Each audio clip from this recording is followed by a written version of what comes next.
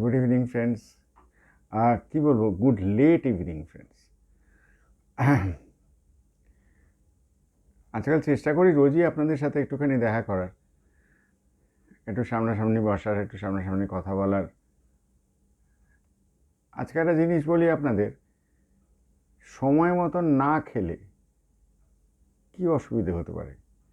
দেখুন, এই সময়টা তো ভালো চলছে না, একটা অ্যাব্রাপ্ট একটা মানে টেম্পারেচার চেঞ্জ, এরকমভাবে প্রত্যেকে প্রতিদিনই আমি অনেক রুগী পাচ্ছি, যেটা কাম্য নয়। এবারে আপনাদের একটা জিনিস বলি যে if you don't take the meals in the regular manner, say for example breakfast, lunch, dinner, what it does is a massive destruction of the circadian rhythm and metabolic process. আমি সোজা কথায় বুঝিয়ে দিই একটু। সোজা কথাটা হচ্ছে, দেখুন আমাদের ব্রেনটা না শুধুমাত্র গ্লুকোজ বোঝে। আমাদের ব্রেনের খাদ্য হচ্ছে শুধু গ্লুকোজ আর অক্সিজেন। এবার আপনি যদি সময় মতন সেটাকে দিতে না পারেন, তাহলে কি কি হতে পারে। একটা কথা তো সবাই আমরা শুনে অভ্যস্ত, ওটা তো আমার খুব অম্বল হয়, আমার খুব গ্যাস হয়, হ্যাঁ তা না, কিন্তু সেটা নয়। যেটা সমস্যাগুলো যেগুলো হয় সেগুলো আপনাদেরকে আমি বলি। একটা তো প্রথম কথা হচ্ছে energy drop and brain fog. Energy drop and brain fog, আপনার ঠিক মতন শরীরে গ্লুকোজটা গেল না, আপনার এনার্জি কিন্তু কাজ করবে না, আপনার ব্রেনও কাজ করবে না। আপনি যে প্রফেশনেই থাকুন না কেন, গোলমাল হতে বাধ্য। অ্যান্ড এটার পরবর্তীকালেই কি আসে? Mood swings. ভাবতে পারছেন যে ঠিক মতন সময় না খেলে কত কিছু গণ্ডগোল হতে পারে। এই মুড সুইংস যেটা হয় সেটা কিন্তু ইরিটেশন, হ্যাং, একটা বিচ্ছিরি রকমের একটা আপনার কাজের ক্ষেত্রে আপনার সমস্যা হয়ে যাবে। এবার ডাইজেস্টিভ ডিসকমফর্ট, এই ডাইজেস্টিভ ডিসকমফর্টটা নিয়ে সবাই আমরা খুব বলি যে ঠিক কি হয় সময় মতন না খেলে। সময় মতন না খেলে একটাই জিনিস হয়, সেটাকে বলে অ্যাসিড রিফ্লাক্স। কী হবে, আপনি যদি সময় মতন পেটে যদি খাদ্যদ্রব্য না দেন, তাহলে পেট তো অ্যাসিড তৈরি করছে, সেই অ্যাসিডটা বেরিয়ে আসবে। তার থেকে কি হবে, তাহলে ব্লোটিং, ডেকুর ওঠা, পেটটা ভারী হয়ে যাওয়া, এবং ইভেনচুয়ালি গ্যাস্ট্রাইটিস। এবার এই গ্যাস্ট্রাইটিসটা কিন্তু খুব সহজ সরল কথা নয়। এই গ্যাস্ট্রাইটিস থেকে কিন্তু খারাপ রোগও হতে পারে। খারাপ রোগ, what I mean is cancer. ঠিক মতন সময় মতন না খেলে এই পুরো যে পরিবর্তনটা হচ্ছে আপনার পেটে, এটা কিন্তু আলটিমেটলি আপনাকে বিপদে ফেলতে পারে। এবারে আপনি সময় মতন খেলেন না, আপনার খিদেটা রয়ে গেল, তাতে কি হলো? আপনি পরক্ষণেই যেটা করলেন সেটা হচ্ছে ওভার ইটিং। এবার overeating is actually ignoring your hunger কিউজ।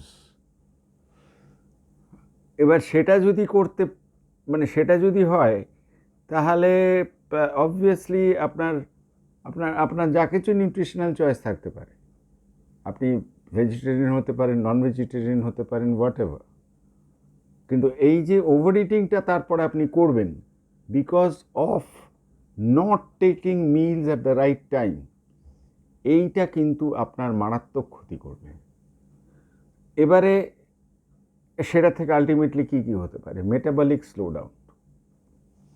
Metabolic slowdown হচ্ছে আপনি একটা দুর্বল ভাব অনুভব করবেন, আপনার ইমিউনিটি নষ্ট হয়ে যাবে, আপনার হরমোনাল ইমব্যালেন্স নষ্ট হয়ে যাবে, আপনার অর্গানস, অন্যান্য অর্গানস স্ট্রেসে চলে যাবে, এবং ফাইনালি যেটা হবে, আপনি অসুস্থ হবেন।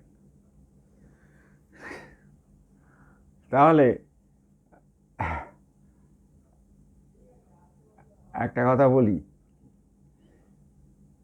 ভালো লাগুক চাই না লাগুক, ও সমস্ত এক্সকিউজ আমার কাছে সারাদিন আসে। ডাক্তারবাবু, মহিলা বলছেন, ডাক্তারবাবু উনি তো খুব দেরি করে বাড়ি ফেরেন, 10:30 11টার আগে আমাদের খাওয়া হয় না। দেখুন, এই সমস্ত কথা বলা এক্সকিউজেস। হ্যাঁ, সকালবেলা উঠবেন, খালি পেটে 1 লিটার জল খাবেন, ব্রাশ করবেন, তারপরে একটু লিকার চা খাবেন, তারপরে একটু ব্রেকফাস্ট করবেন। সেটা আপনার ওটস দই হোক, বেসন চিল্লা হোক, যা কিছু হোক, সেটা করবেন। এবার তারপরে আপনি সময় মতন দুপুরের খাবার খাবেন। এবারে আমাকে অনেকেই বলে যে দুপুরে কী করে খাবো ডাক্তারবাবু, আমার অনেক পুলিশ আছে যারা আমার পেশেন্ট, ডাক্তারবাবু আমাদের তো ক্যান্টিন। এমন ক্যান্টিন তো কী হয়েছে, বাড়িতে 3 কৌটোর একটা টিফিন বাক্স নিয়ে এসে খাওয়ার নিয়ে আসা যায় না? তো 3 কৌটোর একটা টিফিন বাক্স করা অভ্যেস করুন। ডাব্বা বলে একটা সিনেমা হয়েছিল, ইরফান ইয়ে ভুলে যাচ্ছি, মানে যাই হোক, অত্যন্ত ভালো সিনেমা হয়েছিল। হ্যাঁ, ওনার নামটা ছিল, দাঁড়ান একটু মনে করি, ইরফান, উনি আর নেই এই পৃথিবীতে এখন, কিন্তু সিনেমাটা অত্যন্ত সুন্দর হয়েছিল, ডাব্বা। তো ওরকম একটা ব্যবস্থা করবেন। where there is a will there is a way।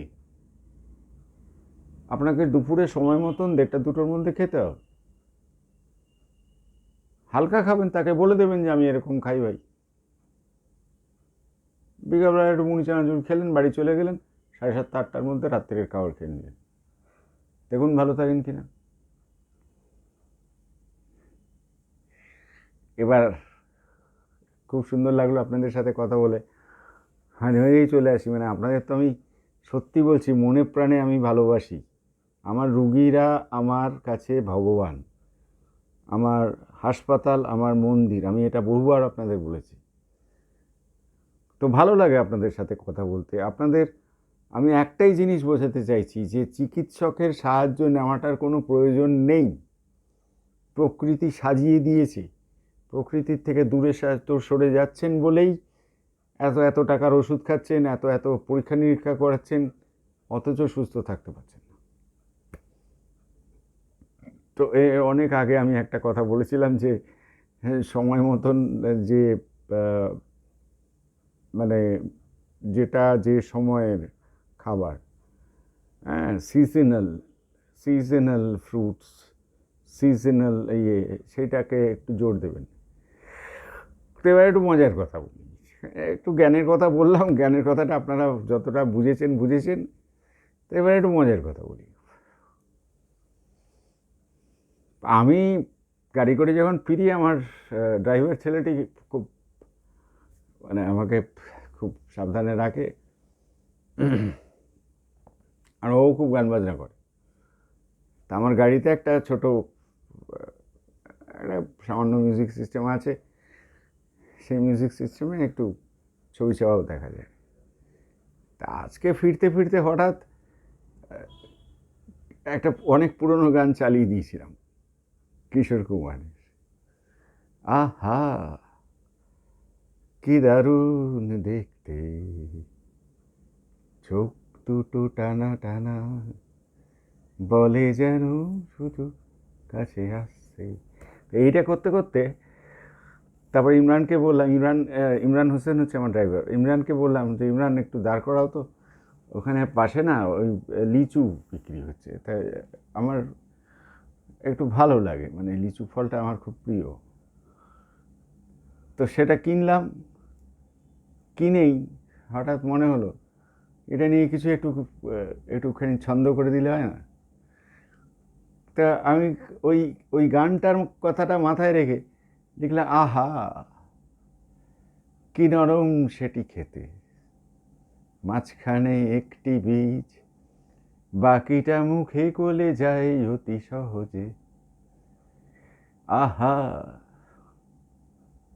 গরম যখন চায় শুধু জল, মিষ্টি ফলটি তখন চুষে চুষে গোলাপি খোসাটি ছাড়িয়ে বলে তাকে শুধু ভালোবাসতে। আহা,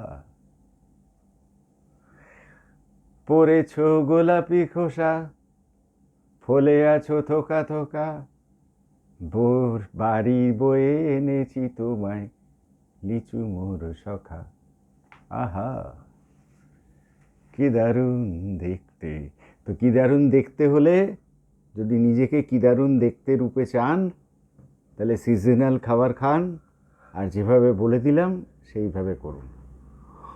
খুব ভালো লাগলো আপনাদের সাথে এই রাত্রিরের সামান্য সময়টুকু কাটাতে। আমি একটু অত্যন্ত নগণ্য মানুষ, একজন সামান্য ডাক্তার, কিন্তু আমি চাই না আপনারা আমার কাছে আসুন। সত্যি কথা বলছি, আপনারা প্রকৃতির থেকে দূরে সরে গেছেন বলে আজকে ভুগছেন। আমি শুধু এইটাই শেখানোর চেষ্টা করছি যে আপনারা প্রকৃতির দিকে ফিরে যান। আমার কাছে আর আসতে হবে না। আসবেন, অবশ্যই আসবেন, বলতে আসবেন যে আমার ছেলে ডাক্তারবাবু আপনি চিকিৎসা করেছিলেন, সে জয়েন্টে ফার্স্ট হয়েছে। নিশ্চয়ই জড়িয়ে ধরবো তাকে। নিশ্চয়ই বলতে আসবেন যে ডাক্তারবাবু আমার মেয়েটি এরকম এত সিভিয়ার মাইগ্রেনে ভুগতো, আজকে তার বিয়ে হচ্ছে, চিঠি দিয়ে গেলাম, আপনি নিশ্চয়ই আসবেন। আসুন না, কোনো আপত্তি নেই। কিন্তু ডাক্তারবাবু আমি এখনও অসুস্থ আছি, এইটা করার জন্য আসবেন না। আমি সত্যিই মনে প্রাণে চাই আপনারা সুস্থ থাকুন, ভালো থাকুন, এবং আমাকে যতটা কম প্রয়োজন আপনাদের চিকিৎসক হিসেবে পড়ে আমি ততটাই খুশি হব।